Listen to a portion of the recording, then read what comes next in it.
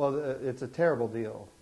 When you think about the Iran deal, we're talking about handing Iran over $100 billion. That's part of the deal. We're going to give them $100 billion. They are committed to continuing their foreign policy, which includes funding Hamas and Hezbollah and the Quds Force. And the Quds Force is responsible for killing 500 Americans, my colleagues, even during the days when the war in Iraq, was going on. So we're getting ready as a nation to give these folks $100+ billion. So the idea that this is a good deal is just not true. We're going to fund the very people that are enemies of Israel, that are enemies of the United States. Iran is continuing to enrich uranium. That's part of the deal. They're going to continue to be able to store uranium. They're launching intercontinental ballistic missiles in test as we speak. I mean, they're doing it all the time.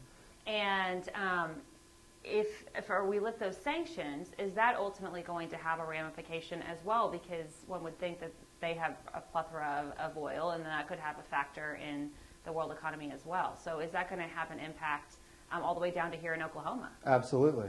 And I'll tell you, right now what we're seeing is we have had OPEC put more and more oil on the market. When I talk about OPEC, I'm talking about Saudi Arabia. They have just opened the floodgates of supply. And of course, their goal is to drive down the cost or the price of oil. And the reason they do that is because they want projects that are more expensive, namely projects that happen in Oklahoma and in the United States.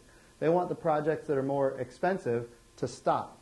And once the projects that are more expensive stop because the price of oil is so low, then they'll restrict their own supply, and ultimately the price will come back up. That's what Saudi Arabia and OPEC are trying to do. What they didn't expect is that China would have a crisis in their economy. So not only are they putting a glut of oil on the market, now there's a supply problem, or there's a demand problem. The Chinese are not demanding the volumes they otherwise would have demanded. So this creates even more downward pressure on the price of oil. And now we have the President of the United States lifting sanctions on Iran to put even more oil on the markets. What we ought to be doing is we ought to be exporting American oil. You look at Russia.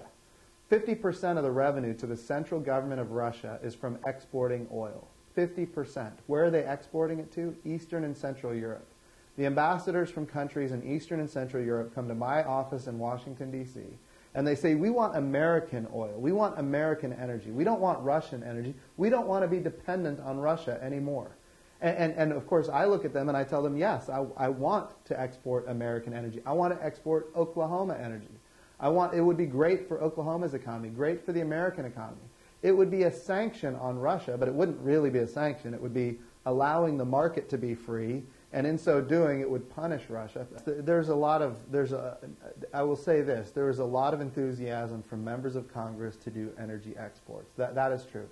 Again, you get misinformation coming from the administration, and the misinformation is this, that if we export American energy, the price of gas at the pump will go up. That is simply not true. All of the evidence is to the contrary, that the price of gas at the pump actually goes down when we export American energy because we have a balance of payments. We bring in heavy crude from overseas. We export light sweet crude coming from the tight shale formations. We can do this in a way that ultimately is great for the economy, great for, quite frankly, energy prices here domestically in Oklahoma, but at the same time reduces prices at the pump. And this isn't just my opinion. These are economists, like very serious economists from throughout the country, and they talk to members of Congress and they tell us this. And of course we get misinformation coming from the administration. Their goal is not lower prices at the pump. Their goal is to prevent energy from coming out of the ground. That's their goal.